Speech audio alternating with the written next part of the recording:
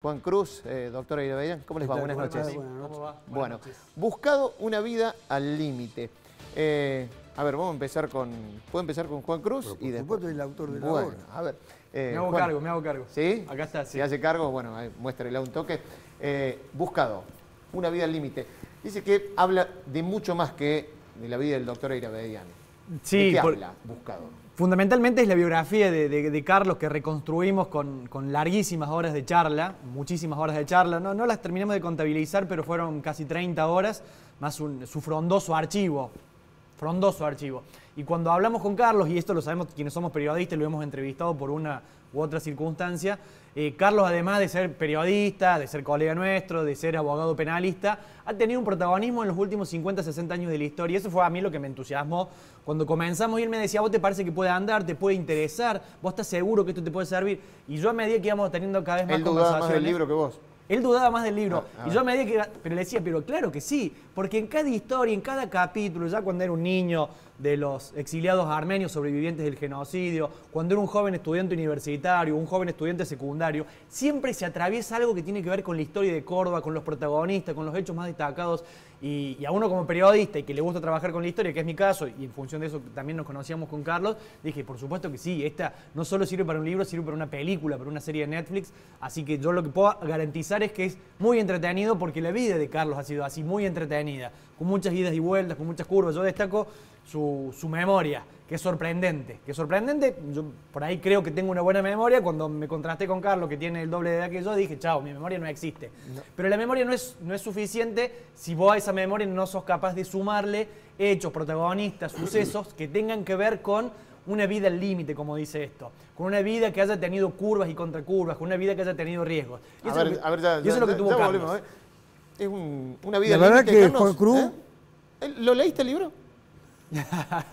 Es una obra fascinante. ¿En serio? Cómo la ha reconstruido a esa vida en 600 páginas. ¿Te gustó? Sí, absolutamente. Bueno. Y Juan Cruz va a ser, ya es, el historiador de Córdoba. De los conocidos y de los desconocidos. De los marginados y de los consagrados. Unos y otros. Pero dijo de las vivencias alternativas de la vida, también la tragedia de la vida. Los encarcelamientos, las persecuciones, los atentados de los que fui objeto, de los que fui víctima. Todo eso, evidentemente, le da a la vida de uno un perfil muy lleno de matices. Bueno, cuando lo lees, ¿con cuál de los Carlos Irabeyan te quedas? Hay varios Carlos Irabeyan. Digo usted, camarista, deportista, periodista... No, de deportista como comentarista. Porque como deportista, pésimo. ¿Pésimo? Sí. Bueno, pero fue una parte de tu vida también. Estamos en la misma, digamos. Así sí, como periodista, un tipo que estuvo adentro de la cancha de Talleres cuando jugaba Pelé, por ejemplo. Claro. Digo, ahí ya tenés un capítulo importantísimo, por más que el capítulo Pelé sea el más insignificante, acá es el más chiquito. Sí está interesante el modo en que Carlos, junto a otro grupo de periodistas cordobeses, destacados también, que después van a tener trayectoria, comenzaron en lo que era Radio Municipal y después otras radios, a hacer un periodismo deportivo diferente. Que era en la radio y que después llegó a la televisión. No, tan diferente que una vez tuvimos que entrar con la Guardia de Infantería con un recurso de habeas corpus, porque el presidente del instituto de aquel entonces, en el año 1963, no nos dejaba entrar. Entonces, al ingresar a la cancha, porque transmitíamos adentro de la cancha, claro, con el contacto con los jugadores. Entonces había una gran silbatina y yo decía, mire cómo nos reciben con alborozo, con júbilo, los hinchas del instituto. Ese era el modelo de periodismo deportivo. ¿Y el presidente del instituto en ese momento era hermano? Era hermano de quien después tendría una historia verdaderamente penosa. Fue uno de los criminales que en Trelew, en agosto del año 1972, ejecutó a combatientes populares en el año 1972.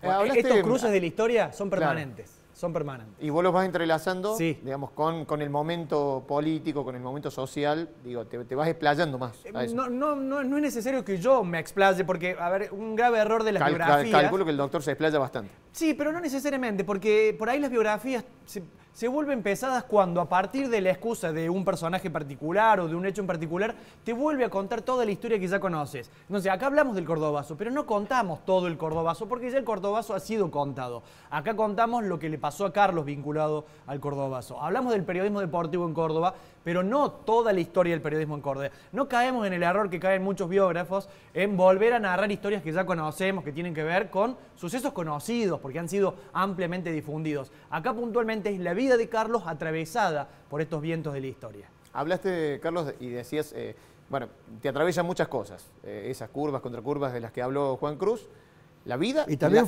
y la muerte, dijiste. Fue, ¿no? La vida y la muerte, bueno, porque fui sometido en el encarcelamiento de la dictadura militar del año 1976 a simulacros de fusilamiento, además de golpizas feroces, colectivas, que padecíamos los que teníamos el triste destino que nos habían asignado, pero que en definitiva me permitió tener a mí como a Mujica, salvando la distancia de su trayectoria, el expresidente de Uruguay, que pasó 12 años en el cautiverio, que la cárcel le enseñó a vivir y a reconocer valores que quizás no aparecían visibles en su existencia. La cárcel, contrariamente a lo que muchos creen, fue un elemento decisivo y fue materia de discusiones con Juan Cruz, porque a él le costaba entender cómo la cárcel podía ser una cosa para rescatar. Y yo le decía, lee a Mujica. Pero vos lo rescatás en esos términos. Lo rescaté en esos términos porque vi la capacidad de resistencia que uno puede llegar a tener y también descubrir en los demás sus méritos, sus falencias, su proclividad a mantenerse firme en sus convicciones, a recuperar todo ese tiempo que se le hace perder para renovarse en la energía y en la lucha, y a otros a decaer. Hay mucho en esa enseñanza, es como una catedral para el aprendizaje verdadero, la nuestra, la de los presos políticos. La de los presos comunes no tienen ninguna salvación, también lo digo. La recuperación es imposible de aceptarla en los establecimientos carcelarios, que son verdaderamente tumbas.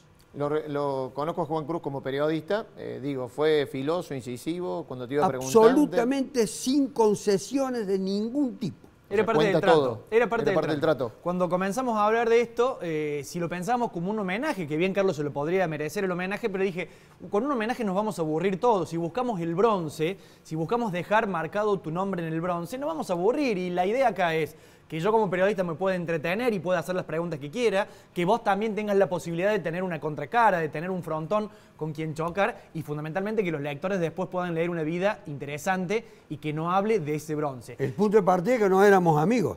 Sí, claro.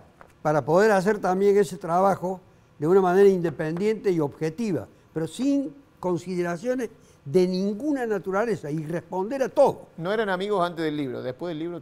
Yo siento como amigo. Sí, claro. ¿Ya son amigos? Lo siento como amigo. Digo, no sé, capaz que no eran enemigos después del... No. Le pasó a gente que hizo un disco juntos. Claro, que le pasó a Fito Páez y a Joaquín Sabina. No, en este caso no. No, en este caso... Y se fortaleció en mi caso una admiración por Carlos en el marco de la posibilidad que no es fácil en Córdoba, y digo de Córdoba porque es nuestro ámbito, pero encontrar gente de la cual aprendes. Por supuesto que hay mucha gente de la cual aprender. Nuestra universidad es una usina de grandes profesores, hombres y mujeres. Pero en nuestra profesión, en el marco de los colegas, hay que buscar, hay que bucear para aquella gente que se ha interesado por poder aportarle cosas distintas a la sociedad. Y a mí, que soy un interesado en la historia de Córdoba, en la política de Córdoba, haber tenido estas 30 horas de conversación con Carlos, digo 30 horas grabadas, más todo lo otro, y los mensajes y los llamados, y después su archivo. Bueno, todo eso me sirvió para fortalecer una admiración y para aprender y conocer muchísimo de la historia de Carlos. Afortunadamente, cada una de las afirmaciones se encuentran corroboradas con la documentación correspondiente. Sí. Porque no hay una sola afirmación que yo haya hecho durante todas esas entrevistas, que tardaron más o menos un año, de enero a diciembre, que no encuentre una prueba que la acredite, como si fuese un proceso. No, ¿tan así, tan riguroso? Digamos, no creo que hayan sido 30 horas entonces. Más o menos, no creo. Tengo casi 100 carpetas. De archivos. De archivos. Registrado toda la historia, desde el año 55 hasta el presente, hasta hoy. Bueno, en eso se parece, ¿no? Son minuciosos en el archivo, bueno, eso le permite recuperar claro, y rastrear la historia de los cordobeses que están prácticamente desconocido. Me era tarea de dijiste que lo habías recuperación leído al libro, no me lo spoilees, pero no sé, ¿qué parte cuando lo abriste te impactó más volver a leer lo mismo que vos habías contado? No, todas.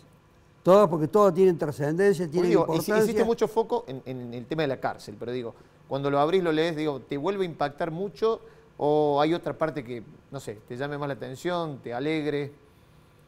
Hay momentos de alegría, de júbilo, pero hay momentos de añoranza, de nostalgia, y hay momentos de reflexión, de recapacitar acerca de algunos graves errores que yo he cometido en mi vida y que, a modo de un vigoroso censor, con una pluma muy ágil y de esa manera implacable que dije que había tenido Juan Cruz, fue sacando a la luz los errores y los cuestionamientos y las objeciones de las que me tenía que hacer cargo, pero racionalmente. De otra podía reivindicarla, pero la cuestión era que me ponía en una circunstancia, en una emergencia, no de salvataje frente al escritor, sino de salvataje para mí mismo, salvación para mí mismo. Muchísimas gracias a los dos. Mañana la presentación entonces a las 20, 8 de la noche. Así es, 20 horas. Perfecto. ¿Hay un link para entrar? Hay un Meet a través de Google Meet, se puede uno sumarse, está en las redes sociales circulando, es gratis, es abierto, es libre para todo el mundo y va a estar la escritora Reina Carranza y va a estar el juez Jaime Díaz Gavier, con quienes compartieron amistad, militancia. Es lindo ver esas fotos de cuando eran jóvenes, el juez de la Corte Suprema, Maqueda, el juez que lo metió preso Menéndez, Díaz Gavier, el propio Carlos. Es interesante todo eso. Decías de las fotos, ¿hay imágenes en el libro? Hay imágenes. Ahí está Maqueda y Díaz Gavier y Airabedian. Y las imágenes las eligió Juan Cruz de un total de 100 de las miles que tengo, y las eligió de una manera tal que no pude hacer ningún tipo de reparo ni objeción. Parte del trato también, ¿no? Bueno, sí. Felicitaciones a los dos. Gracias. Y bueno, estaremos atentos mañana entonces a las 20. Se presenta Buscado, una vida al límite, la vida de Carlos Airabedian por el periodista Juan Cruz Taborda Varela. Un gustazo tenerlo aquí a los dos.